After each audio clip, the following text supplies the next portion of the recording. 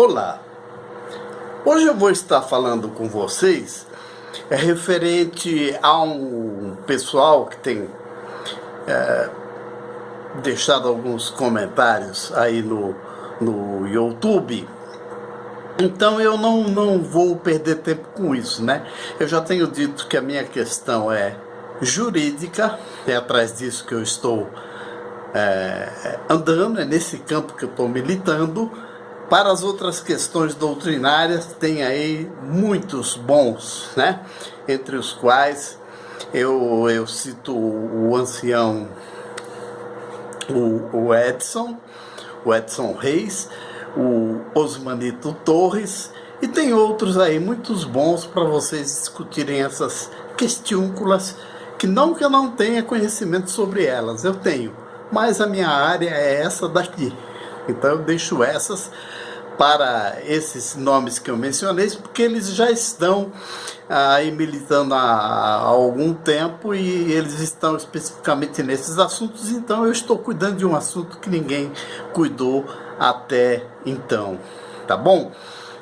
Outra coisa que eu queria deixar aqui, claro, não vai nenhum exibicionismo nisso, porque na verdade é até vergonhoso o que eu vou falar aqui, né? A minha vida nesses 67 anos, então os 12 primeiros anos foram nas Testemunhas de Jeová, que vocês se recordam que eu disse quando eu saí de lá foi, entre outras questões, isso com 12 anos, né? Porque eu teria que afirmar que Jesus Cristo era o caminho para o Pai, o único caminho para o Pai, e sem ele não poderíamos chegar até lá. Mas eu teria que afirmar que para chegar nesse caminho, eu teria que ir pelas Testemunhas de Jeová, pela torre, tá? Então isso com 12 anos, eu já vislumbrei, só por esse absurdo, não precisa nem saber os demais, tá bom? Depois nós estivemos durante 10, 12 anos aproximadamente na Umbanda. Eu cheguei ao grau máximo, eu virei pai de santo na Umbanda. Depois eu achei que tinha chegado uma nova luz e fui para o kardecismo, ok? Todos os cursos que existem em kardecismo, todas as 5 obras básicas de lá, eu estudei. Então eu cheguei ao grau máximo. Depois eu entendi que tinha chegado uma nova luz, fui para o candomblé, raspei no candomblé do Queto, virei pai de santo também, fui consagrado, cheguei ao grau máximo, fiz até rituais lá em países africanos, enfim, um monte de besteira, né? Para nos últimos 19 anos nós termos conhecido o Jesus real, o Jesus verdadeiro, e ter vindo essa luz sobre nós, né? Então hoje eu poderia falar para vocês, por que eu não comento sobre todos esses lugares que eu passei? Primeiro porque a minha fase de infância foi mais essa seita, Testemunhas de Jeová, que causou todos esses danos. Eu fui parar em todos esses lugares ao longo do tempo por causa dos danos que foram causados lá. Tá bom? Isso eu tenho plena consciência. Outra, eu passei por todos esses lugares e eu posso afirmar com certeza, o demônio lá da torre é de potestade maior. Não tenho dúvida. Não tenho dúvida. Se alguém tinha medo de alguma das coisas que eu falei aí anteriores, é o de lá. Os de lá são de potestades maiores, tá ok? Depois, como eu já disse para vocês em outros vídeos, eu passei algumas décadas aí na elite da Polícia Civil de São Paulo, fui requisitado várias vezes pela Polícia Federal, fui lá, resolvi, enfim. Estou há 20 e tantos e poucos anos na advocacia, militei mais na advocacia de júri. A advocacia de tribunal do júri julga crimes, mas são os crimes dolosos contra a vida, né? Que são o homicídio e as formas de aborto, o infanticídio, né? E o suicídio, né? A estimulação ao suicídio. Eles julgam esses tipos de crimes, e esses tipos de crimes qualquer pessoa pode cometer, não são bandidos. 90% do que vai parar no tribunal do júri não são bandidos. São pessoas que matam num jogo de futebol. Se você vai ver, o sujeito trabalha, tem vida familiar correta, não são bandidos. Então, por isso que eu me dirigi a esse tribunal e militei lá em torno de 1000 causas. Então, se alguém quer vir discutir comigo, quer dialogar comigo, primeiro, sobre essas experiências aí anteriores do espiritismo, umbanda, candomblé, kardecismo, eu não estou querendo debater nada. O que eu preciso saber, eu já aprendi nos últimos 19 anos, referente ao que está na palavra de Deus, tá bom? Então eu não quero debater nada a respeito disso. Ademais, depois que eu tinha me convertido ao Senhor Jesus, uns 5, 6 anos depois eu fui cometido de um AVC complicado, que até hoje influencia. Minha fala não era essa, eu tinha uma voz de locutor, de rádio, de televisão, e tinha mais velocidade de raciocínio.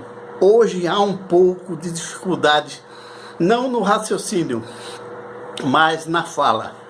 Então vocês têm que ter alguma paciência com algumas palavras que saem erradas, enfim, coisas que acontecem que com o tempo eu não sei se vão melhorar ou não, mas o importante é que nós conseguimos passar o que nós pretendemos, tá bom?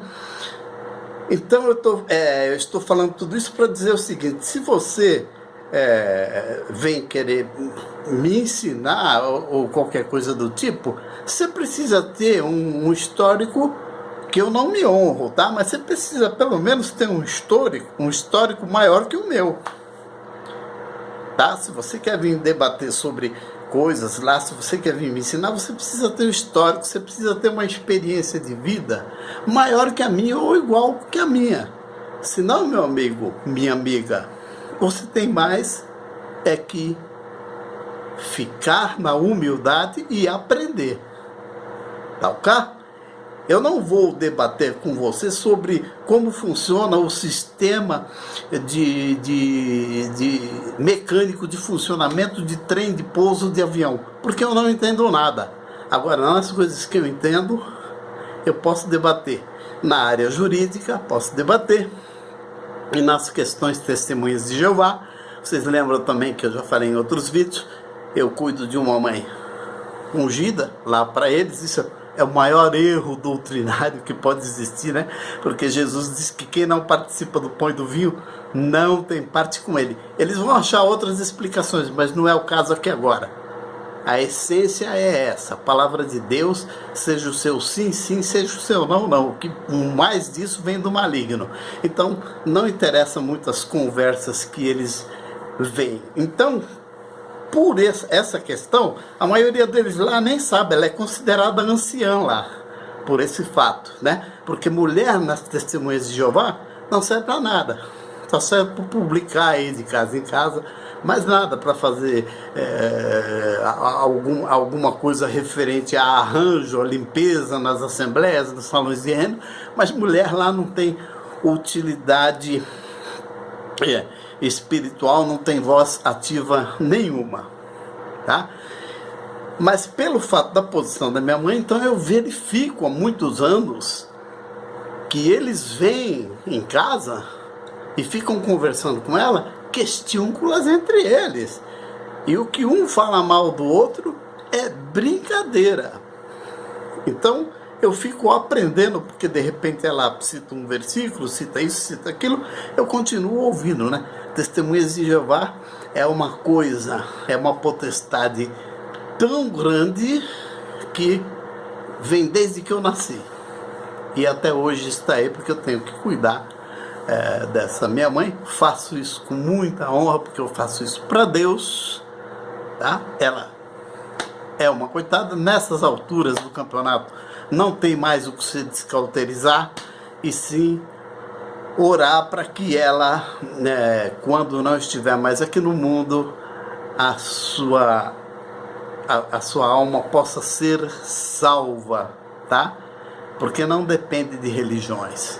Em todas as religiões, ou pelo menos na maioria delas, que reconhece o Pai, o Filho e o Espírito Santo, eu acredito que haja salvos.